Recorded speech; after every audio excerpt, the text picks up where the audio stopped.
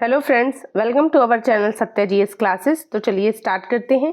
लेखपाल सफलता बैच की ये 4th क्लास होगी और इस क्लास में हम प्राचीन भारत के इतिहास को कवर कर रहे हैं। आज का जो हमारा टॉपिक है वो सिंधु घाटी सभ्यता या हड़प्पा सभ्यता है। किसी भी सभ्यता को जानने के लिए ये भी जानना जरूरी है कि वो किस समय काल की थी, वहाँ के लोग कैसे थे, वो नगरीय सभ्यता थी या ग्रामीण सभ्यता थी, उसकी खोज किसने की, उसका विस्तार कहाँ कहाँ तक था, और इन सारे डायमेंशन को कवर करते हुए हम इस क्लास को कंप्लीट करेंगे। ठीक है, सबसे पहले हम जानते हैं सिंधु सभ्यता की खोज किसने की थी। तो इसकी खोज करी है राय बहादुर दयाराम साहनी जी ने। कब की थी? तो 1921 में की थी। ठीक है, सिंधु सभ्यता का जो विस्तार है वो त्रिभुजाकार है। आगे हम देख लेंगे डिटेल में। ठीक है, ये याद रखना, ये पूछा जाता है क्वेश्चन कि इसका जो सिंधु सभ्यता का विस्तार है वो किस तरह से है। तो इसका विस्तार त्रिभुजाकार है, ये याद रखना। अगर हम बात करते हैं इसके समय काल की, तो इसके समय काल को लेकर के अलग अलग किताबों में अलग अलग तरह की चीज़ें दी गई हैं। हम दो तरीके से जान लेते हैं। आप सामान्य रूप से इतना याद रखिए, आगे को लेकर आप कंफ्यूज मत होइएगा। ठीक है, रेडियो कार्बन C14 जो पद्धति है उसके अनुसार जो सिंधु सभ्यता की सर्वमान्य तिथि है वो है 2400 ईसा पूर्व से लेकर 1700 ईसा पूर्व। ये रेडियो कार्बन C14 के अनुसार है। इसके आगे की बात करें तो जो नई NCERT है, नई NCERT के अनुसार जो सिंधु सभ्यता का टाइम पीरियड है वो 3300 ईसा पूर्व से लेकर के 1300 ईसा पूर्व है। और इसको डिवाइड किया गया जैसे प्रारंभिक हड़प्पा काल और फिर मुख्य शहरी काल, यानी हम परिपक्व हड़प्पा काल की बात कर रहे हैं, और इसके बाद फिर उत्तर हड़प्पा काल। तो प्रारंभिक हड़प्पा काल में 3300 से 2600 ईसा पूर्व, और फिर अगर हम मुख्य जो शहरी काल की बात करें तो वो 2600 से 1900 ईसा पूर्व, और उत्तर हड़प्पा काल 1900 से 1300 ईसा पूर्व। ये एक जानकारी है। लेकिन अगर आप इतना भी याद रखते हैं कि रेडियो कार्बन C14 के अनुसार 2400 से 1700 ईसा पूर्व और नई NCERT के अनुसार 3300 से 1300 ईसा पूर्व, तो ये भी बहुत अच्छा रहेगा। ठीक है, तिथि निर्धारण की जो पद्धति है रेडियो कार्बन वाली, कार्बन 14 पद्धति, इसकी खोज किसने की थी? तो इसकी खोज की थी VF लिवी ने। VF लिवी कौन है? तो ये अमेरिका से हैं, अमेरिका के प्रसिद्ध रसायन शास्त्री हैं। इन्होंने 1946 में रेडियो कार्बन पद्धति की खोज की थी।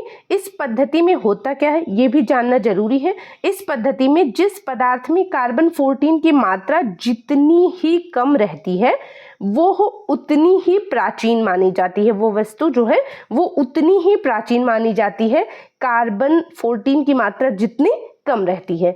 ठीक है, सिंधु सभ्यता या हड़प्पा सभ्यता को आद्य ऐतिहासिक काल में रखा जाता है। पिछली क्लासेस में हम बात कर चुके हैं। ठीक है, इसको आद्य ऐतिहासिक काल में रखा जाता है। इसे कांस्य युगीन सभ्यता भी कहा जाता है। किसको? सिंधु घाटी सभ्यता को कांस्य युगीन सभ्यता कहा जाता है, ये बात याद रखना। ठीक है, इस जो सिंधु घाटी सभ्यता है, सिंधु घाटी सभ्यता के जो मुख्य निवासी हैं वो द्रविड़ एवं भूमध्य सागरीय लोग थे, तो ये बात याद रखना। इसके बाद हम जानते हैं इसके विस्तार की। जो सिंधु सभ्यता है इसका विस्तार किस तरह से था तो जान लेते हैं। इसका जो उत्तरी विस्तार है वो चिनाब नदी तक था। चिनाब नदी क्षेत्र का नाम है मांडा, जम्मू कश्मीर। ये इसका उत्तरी विस्तार है और ये पूछा हुआ क्वेश्चन है, इसके आगे भी पूछे जाने की संभावना है। ये बात याद रखना कि जो सिंधु सभ्यता है उसका जो उत्तरी विस्तार है, जो उसका उत्तरी क्षेत्र है वो है मांडा, जम्मू कश्मीर, चिनाब नदी तक। जो उसका दक्षिणी विस्तार है वो महाराष्ट्र राज्य है, दायमाबाद गोदावरी नदी के तट तक इसका दक्षिणी विस्तार है। इसका जो पूर्वी विस्तार है वो उत्तर प्रदेश के मेरठ तक है। इसका क्षेत्र है आलमगीरपुर, हिंडन नदी के तट तक इसका पूर्वी विस्तार है। इसका जो पश्चिमी विस्तार है वो बलूचिस्तान, सुतकांगेडोर इस क्षेत्र का नाम है, और दास्क नदी के तट तक इसका पश्चिमी विस्तार है। ठीक है, तो उत्तर में चिनाब नदी से लेकर दक्षिण में गोदावरी नदी तक, पूर्व में हिंडन नदी से लेकर पश्चिम में दाश्क नदी तक इसका जो है विस्तार पाया जाता है। अगर मुख्य रूप से हम देखें कि किन किन देशों में इसका विस्तार रहा, किसका? सिंधु सभ्यता का, तो एक तो हमारा प्यारा भारत, इसके अलावा पाकिस्तान, और इसके अलावा अफगानिस्तान में भी इसके 2 क्षेत्र पाए गए हैं। तो 3 देशों में मुख्य रूप से इसका विस्तार रहा, किसका? सिंधु घाटी सभ्यता का। ठीक है, आगे चलते हैं। सिंधु घाटी सभ्यता नामक एक उन्नत नगरीय सभ्यता पाए जाने की जो विधिवत घोषणा है वो करी थी सर जॉन मार्शल जी ने। कब की थी? तो 1924 में। सर जॉन मार्शल ने ही क्यों की थी? क्योंकि ये भारतीय पुरातत्व सर्वेक्षण विभाग के तत्कालीन महानिदेशक थे। तो इन्होंने एक उन्नत नगरीय सभ्यता की विधिवत घोषणा की थी सिंधु घाटी सभ्यता के नाम से। ठीक है, सिंधु घाटी सभ्यता कैसी थी तो आप भी जानते हैं, ये नगरीय सभ्यता थी और ये पूछा जाता है तो याद रखना। सिंधु घाटी सभ्यता को हड़प्पा सभ्यता, सिंधु सभ्यता, सैंधव सभ्यता के नाम से भी जानते हैं। ठीक है, यहाँ से प्राप्त परिपक्व अवस्था वाले स्थलों में केवल 6 ऐसे स्थल हैं जिनको बड़े नगर की संज्ञा दी गई है। कौन से हैं? ये बहुत इंपॉर्टेंट है, इन्हीं के बारे में आगे ज़्यादातर जानकारियां पूछी जाती हैं, जैसे कि मोहनजोदड़ो है, हड़प्पा है, गढ़वारीवाला, राखीगढ़ी, धौलावीरा और कालीबंगन, ये मोस्ट इम्पॉर्टेंट है। ठीक है, स्वतंत्रता प्राप्ति के बाद हड़प्पा संस्कृति के जो सबसे ज़्यादा स्थल खोजे गए वो हमारे गुजरात में खोजे गए थे। ठीक है, इसके अलावा अगर हम बात करें सैंधव सभ्यता का जो सबसे बड़ा स्थल है वो कौन सा है, तो सैंधव सभ्यता का सबसे बड़ा स्थल जो है ये मोहनजोदड़ो है। लेकिन वर्तमान में ये कहाँ पे है? तो वर्तमान में ये पाकिस्तान में है। तो अगर हम बात करें भारत में सैंधव सभ्यता का सबसे बड़ा स्थल तो वो है राखीगढ़ी। राखीगढ़ी कहाँ पे है? तो राखीगढ़ी हरियाणा के हिसार जिले में स्थित है। किस नदी के तट पर है? तो घग्गर नदी के तट पर है। और राखीगढ़ी की खोज करी थी 1963 में सूरजभान ने, ये बात याद रखना, पूछा जाता है। ठीक है, सैंधव सभ्यता के अगर हम बंदरगाह नगर की बात करें तो 2 नगर हैं जो सैंधव सभ्यता के बंदरगाह नगर कहलाते हैं। एक तो है लोथल और दूसरा है सुरकोटदा। इन दोनों को याद रखना।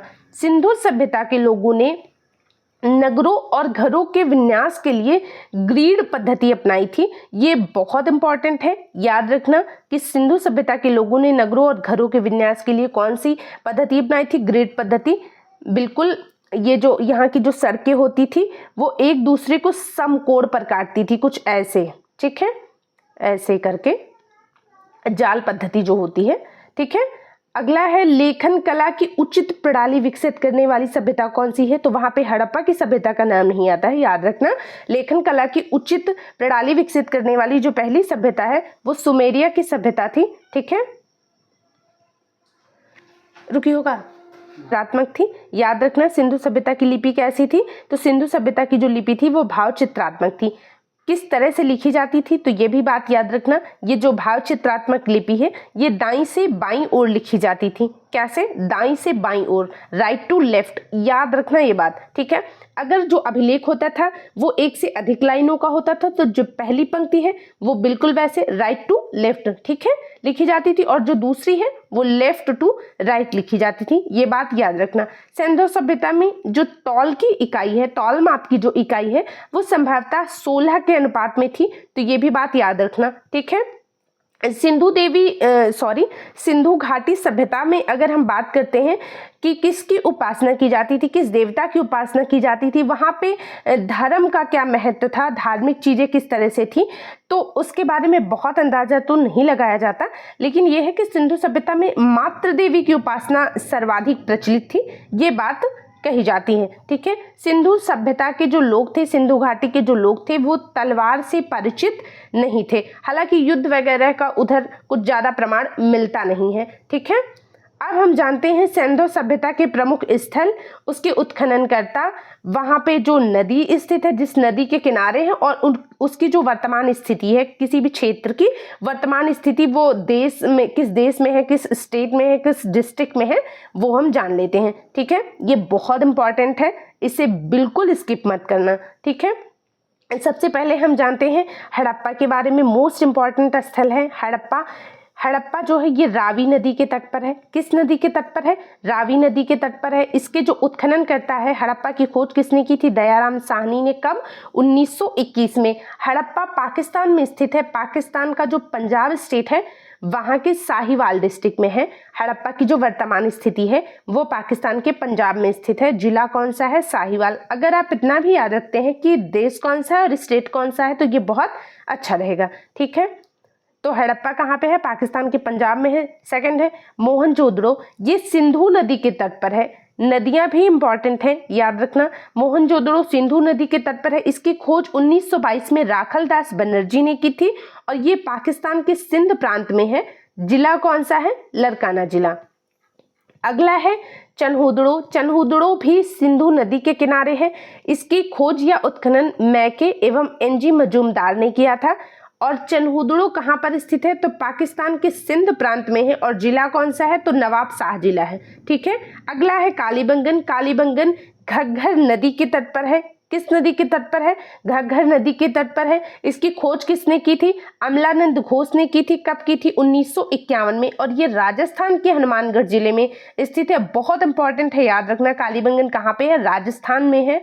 किस जिले में है? हनुमानगढ़ जिले में है। अगला है कोटदीजी। कोटदीजी सिंधु नदी के तट पर है। इसकी खोज की थी फजल अहमद ने और ये सिंध प्रांत के खैरपुर क्षेत्र में पड़ता है। ठीक है। अगला है रंगपुर। रंगपुर मादर नदी के तट पर है। रंगपुर की खोज करी थी रंगनाथ राव ने और रंगपुर गुजरात के काठियावाड़ डिस्ट्रिक्ट में पड़ता है। ठीक है। अगला है रोपड़। रोपड़ सतलुज नदी के तट पर स्थित है। रोपड़ की खोज की थी यज्ञदत्त शर्मा ने और रोपड़ पंजाब प्रांत में पड़ता है। ठीक है। पंजाब का रोपड़ जिला है, वहीं पे पड़ता है। अगला है लोथल। लोथल भोगवा नदी के तट पर है। मोस्ट इंपॉर्टेंट है, याद रखना। लोथल किस नदी के तट पर है? भोगवा नदी के तट पर है और इसकी खोज की थी रंगनाथ राव ने और लोथल पड़ता है गुजरात के अहमदाबाद जिले में। ठीक है। अगला है आलमगीरपुर। हिंडन नदी के तट पर पड़ता है आलमगीरपुर। इसकी खोज की थी यज्ञदत्त शर्मा ने। कब की थी? 1958 में। और आलमगीरपुर उत्तर प्रदेश के मेरठ जिले में पड़ता है, ये भी याद रखना। अगला है सुतकांगेडोर। सुतकांगेडोर दास्क नदी के तट पर पड़ता है। इसकी खोज की थी आर.एल. स्टाइन ने। नया है, याद रखना। किस स्टेट में है? तो मकरान में है। पाकिस्तान के मकरान में समुद्र तट के किनारे स्थित है सुतकांगेडोर। ठीक है। अगला है वनमाली। वनमाली रंगोई नदी के तट पर है। वनमाली की खोज रविंद्र सिंह बिष्ट ने करी थी और ये भी हरियाणा के हिसार डिस्ट्रिक्ट में स्थित है। कौन सा? वनमाली। ठीक है। अगला है धौलावीरा। धौलावीरा लूनी नदी के तट पर है। धौलावीरा की खोज जेपी जोशी ने की थी और ये गुजरात के कच्छ जिले में पड़ता है। एक द्वीप है खादरबेट द्वीप, वहीं पर स्थित है धौलावीरा। ठीक है। एक मात्र नगर है धौलावीरा जो 3 भागों में बटा था। बाकी जो भी सिंधु सभ्यता के नगर हैं, जब हम उनको देखते हैं तो वो 2 भागों में बटे होते हैं। एक निचला नगर होता है और एक ऊपर का जो पश्चिमी हिस्सा होता है। ठीक है। लेकिन धौलावीरा एकमात्र ऐसा नगर था जिसको 3 भागों में डिवाइड किया गया था। ठीक है। तो ये भी बात याद रखना। अगला है सोतकाह। सोतकाह सादिकौर नदी के तट पर है। इसकी खोज जॉर्ज डेल्स ने करी थी और सोतकाह दक्षिणी बलूचिस्तान में पड़ता है। ठीक है। अगला है सुरकोटड़ा। सुरकोटड़ा। ठीक है। ये किस नदी के तट पर है? तो नदी का नाम है सुतकोटदा। ठीक है। इसकी खोज करी थी गजपति जोशी ने और ये भी गुजरात के कच्छ जिले में ही पड़ता है। ठीक है। अगला है राखीगढ़ी। राखीगढ़ी घग्गर नदी के तट पर है। ये बहुत इंपॉर्टेंट है। इसकी खोज की थी सूरज भान ने। कब की थी? 1963 में। और राखीगढ़ी पड़ता है हरियाणा के हिसार जिले में। ठीक है। अगला है दैमाबाद। दैमाबाद प्रवरा नदी के तट पर है। दैमाबाद की खोज की थी बीपी बोबदेकर और एम.एन. देश पांडे ने की थी और ये दैमाबाद जो है ये महाराष्ट्र के अहमदनगर जिले में पड़ता है। ठीक है। अगला है बालाकोट। बालाकोट कुनहार नदी के तट पर पड़ता है। इसकी खोज की थी जॉर्ज एफ डेल्स ने और ये पड़ता है पाकिस्तान के खैबर पख्तूनख्वा प्रांत में। कौन सा? बालाकोट। किस नदी के तट पे है? कुनहार नदी के तट पे है। अगला है मांडा। चिनाब नदी के तट पर है और ये सिंधु सभ्यता की उत्तरी सीमा भी है। इसकी खोज की थी जेपी जोशी ने। ये पड़ता है जम्मू कश्मीर में, तो याद रखना। अब कुछ प्रमुख हड़प्पन स्थल और उनसे प्राप्त साक्ष्य देख लेते हैं। ये बहुत इंपॉर्टेंट है, इससे डायरेक्ट पूछा जाता है कि हाँ कहाँ से क्या प्राप्त हुआ है। ठीक है जी, याद रखना। मोहनजोदड़ो से क्या मिला है? तो विशाल स्नानागार के साक्ष्य मिले हैं। मोहनजोदड़ो से जो विशाल स्नानागार है बहुत ही आधुनिक तरीके का है। ठीक है।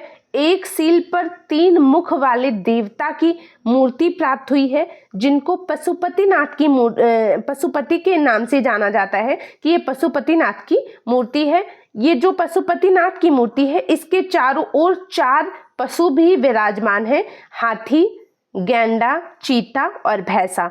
इनको भी याद रखना, इनके बारे में भी पूछा जा चुका है कि इन 4 पशुओं में कौन सा पशु नहीं शामिल था। तो याद रखना, हाथी था, गैंडा था, चीता था और भैंसा था। ये 4 पशु विराजमान थे पशुपतिनाथ की मूर्ति के चारों ओर। ठीक है, मोहनजोदड़ो से मोस्ट इंपॉर्टेंट नर्तकी की कांस्य मूर्ति मिली है, तो इसको भी याद रखना। नेक्स्ट है हड़प्पा। ठीक है, हड़प्पा की मोहरों पर एक श्रृंगी पशु का अंकन मिला है। ठीक है, तो याद रखना, एक श्रृंगी पशु का अंकन कहाँ से मिलता है, कहाँ की मोहरों से मिलता है, तो हड़प्पा की मोहरों से मिलता है। विशाल अन्नागार के साक्ष्य मिले हैं हड़प्पा से। अगर हम विशाल स्नानागार की बात करें तो उसके साक्ष्य मोहनजोदड़ो से मिले हैं, लेकिन विशाल अन्नागार के साक्ष्य हड़प्पा से मिले हैं। ठीक है, आयताकार मोहर में स्त्री के गर्भ से निकलता पौधा दिखाया गया है, जिसे उर्वरता की देवी मानकर हड़प्पा के लोग पूजा करते थे, तो वो भी साक्ष्य हड़प्पा से मिला है। नेक्स्ट है कालीबंगन। कालीबंगन की बात करें तो इसका जो शाब्दिक अर्थ होता है वो काले रंग की चूड़ियां।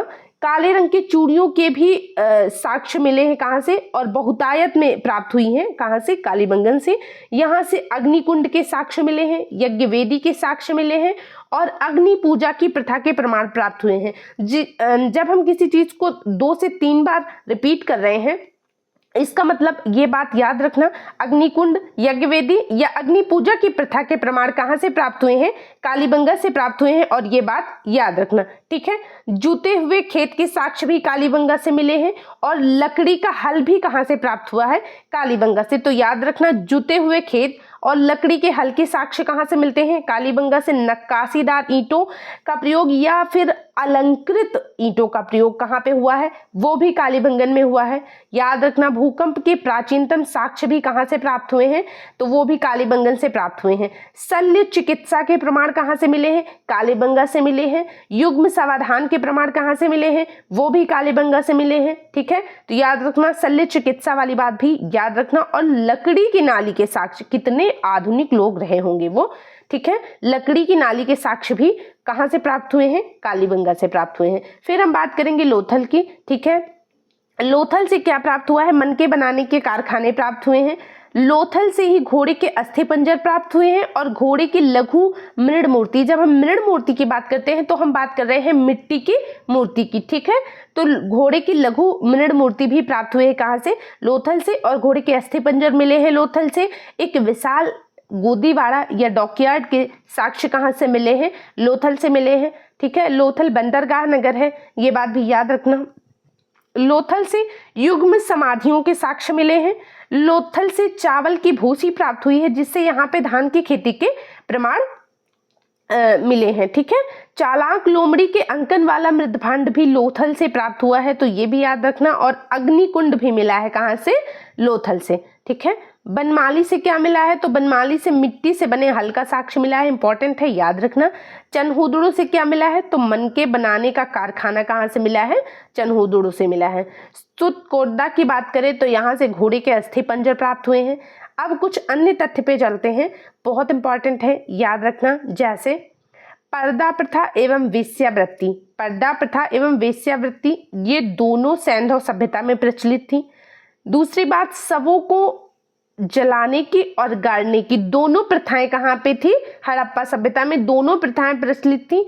जैसे जो क्षेत्र है हड़प्पा, वहां पे शव को दफनाने की प्रथा थी, और जो मोहनजोदड़ो है यहाँ पे शव को जलाने की प्रथा थी। ठीक है, वृक्ष पूजा एवं शिव पूजा की भी प्रचलन के साक्ष्य मिले हैं कहाँ पर, सिंधु घाटी सभ्यता में। ठीक है, स्वास्तिक चिन्ह भी संभवतः हड़प्पा सभ्यता की देन मानी जाती है। इससे सूर्य उपासना का भी जो है प्रमाण माना जाता है। ठीक है, स्त्री मृण मूर्तियों की संख्या भी बहुत भारी संख्या में प्राप्त हुई है कहाँ से, सैंधव सभ्यता से। तो स्त्री मृण मूर्तियों की संख्या अधिक होने से अनुमान लगाया जाता है कि जो सैंधव समाज था वो मात्र सत्तात्मक था। ठीक है, सैंधव वासी जो है ये सूती एवं ऊनी वस्त्रों का प्रयोग करते थे, तो ये भी बात याद रखना। यहाँ पर पशुओं में कोबड़ वाला सांड विशेष पूजनीय था। इसके अलावा सैंधव वासी काले रंग से डिजाइन किए हुए लाल मिट्टी के बर्तनों का प्रयोग करते थे, ये याद रखना। सिंधु सभ्यता की जो मुख्य फसल थी वो कौन सी थी? तो एक तो गेहूं और दूसरी जौ थी। ये सिंधु सभ्यता की मुख्य फसल थी। सिंधु सभ्यता के जो लोग थे वो मिठास के लिए शहद का प्रयोग करते थे। इसके अलावा रंगपुर और लोथल दो ऐसे स्थल हैं जहां से चावल के दाने मिले हैं, ठीक है, यानी धान की खेती के साक्ष्य प्राप्त हुए हैं। मेसोपोटामिया के अभिलेखों में वर्णित एक शब्द है मेलुहा, ठीक है। मेलुहा शब्द का जो अभिप्राय है वो सिंधु सभ्यता से लिया जाता है, ठीक है। इसके अलावा एक व्यक्ति हैं पिग्गट महोदय। पिग्गट महोदय ने हड़प्पा एवं मोहनजोदड़ो को एक विस्तृत साम्राज्य की जुड़वा राजधानी बताया है। याद रखना, ये पूछा जाता है, ठीक है, कि किसने ये कहा है, ठीक है। तो ये किसने कहा है? पिग्गट महोदय ने कहा है हड़प्पा और मोहनजोदड़ो को एक विस्तृत साम्राज्य की जुड़वा राजधानी बताया है। अगला है कालीबंगन। कालीबंगन एकमात्र हड़प्पन स्थल था जिसका निचला शहर भी किले से घिरा हुआ था।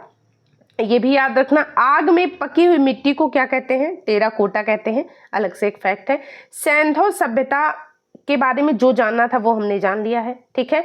अब हम जानते हैं कि इतनी विकसित सभ्यता का विनाश कैसे हुआ।